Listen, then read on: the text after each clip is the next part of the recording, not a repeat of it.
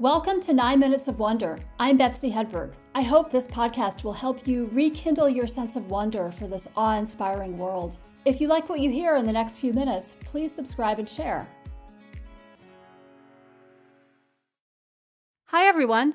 Before I get started today, I just want to remind you that this is a completely non-commercial podcast. I'm not making any money from this. I'm not asking for anything, and I'm never going to advertise. But I would love to expand my audience. I have a small, dedicated audience right now that I love. So thank you for listening if you're a regular listener. Thanks for listening if you're coming here for the first time. And if you enjoy the show today, please consider telling your friends about this podcast. If you're watching on YouTube, please consider clicking like and subscribing, or you can subscribe on any podcast app. And I also have an email list. You can go to my website, 9minutesofwonder.com, and sign up for emails, and I will send you emails each time there is a new episode.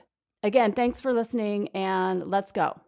Today I'm going to talk about libraries, and I hope you have a positive impression of libraries, but maybe not. Traditionally, they were kind of musty old buildings with outdated materials and limited choices, right? But that was a long time ago.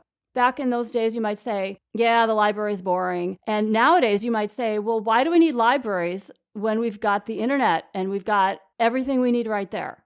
Today, I'll discuss 3 reasons why I think libraries inspire wonder and why I always have. Another good reason is that April 23rd, which is the date I plan to release this episode, is World Book Day. So take a moment first and think about how you feel about libraries, and if you've ever had a particularly good experience in a library and what that was like. And if not, if you haven't had a good experience in a library, what could the library have done to make it better for you? What would your ideal library be like?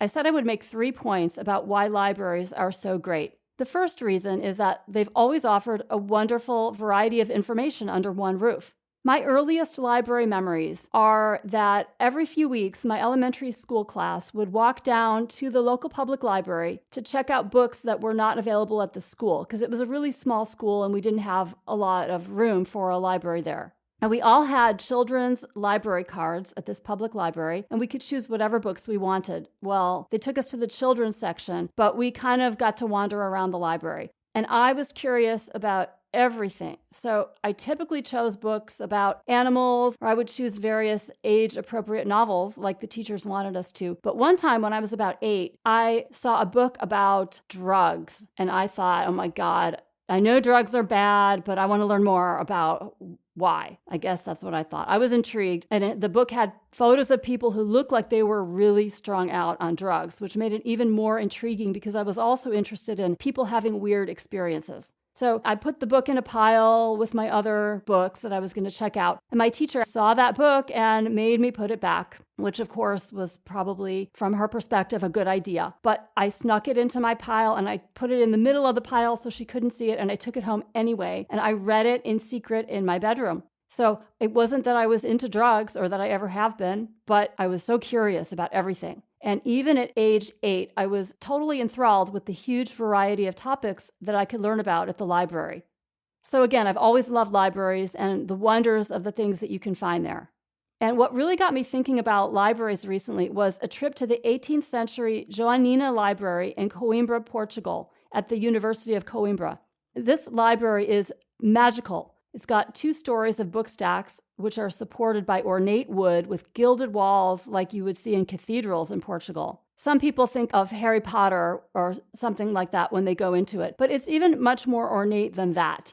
So you can picture how it looks. And when I was in there, I was thinking about all the knowledge and information and opinions that are in these books. And they had, of course, some very old books, centuries old. And some of the books were enormous. I don't mean like wide, I mean tall books.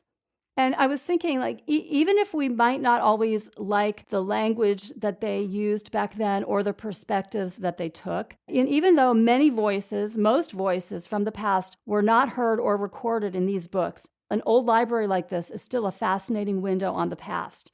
And of course, that library was not anywhere near as egalitarian as modern public libraries are today, but it did make me think about the importance of libraries overall. And I don't know what I would need to do to go actually look at one of those books. This is not egalitarian even now. You have to get a ticket and then you get 10 minutes in the library and there are ropes between you and the books. There's no way you're going to look at any of the books inside, but it's still a magnificent place if you ever are in Coimbra.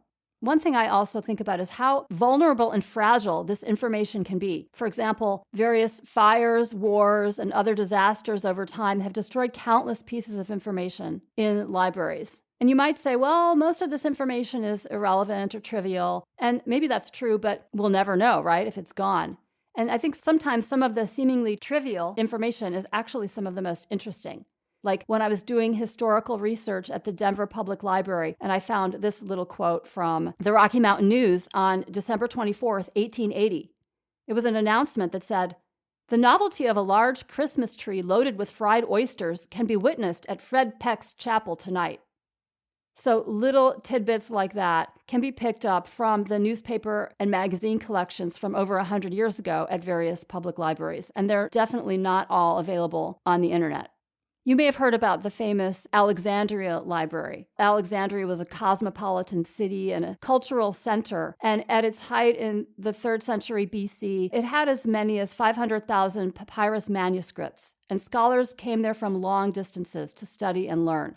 Most or all of those manuscripts have been lost to history, although contrary to popular belief, the library did not all burn to the ground at once, but it was destroyed by a combination of neglect, war, and fire over the course of a few centuries.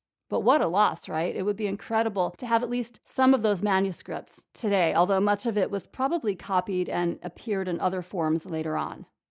The second reason libraries are so great is, of course, because they bring the community together and they serve all sorts of people, everybody from a community.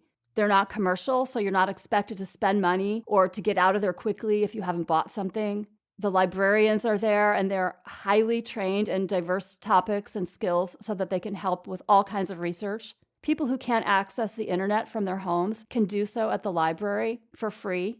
People who need access to audio or large print materials that don't exist online, or that if they don't have the internet, they can go to the public library. There's often a hub for older people to participate, kind of like a community center for them, and there are literacy programs for adults and for children. Immigrants can go to a library to get information on how to navigate the bureaucracy, not just by looking at books or computers, but by talking to people at the library.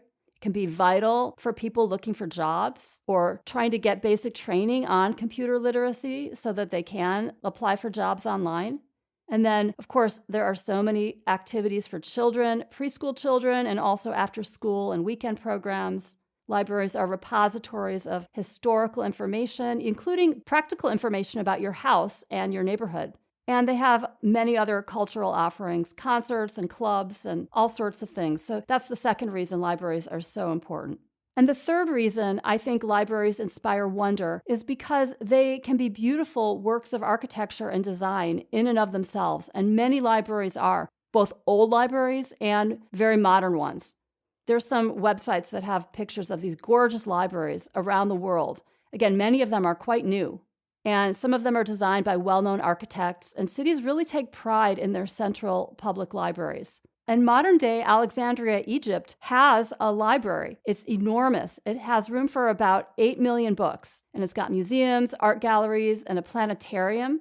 And the outside wall of this library is inscribed in 120 different languages. I'll share a link so you can see photos of that. So what do you think? When was the last time you enjoyed some quality time in a library, either a really old one or a modern library? And I hope you'll visit and support your public libraries and the policies that maintain them so they don't end up like the Alexandria Library. Enjoy some reading, hopefully on World Book Day, and I'll talk to you soon.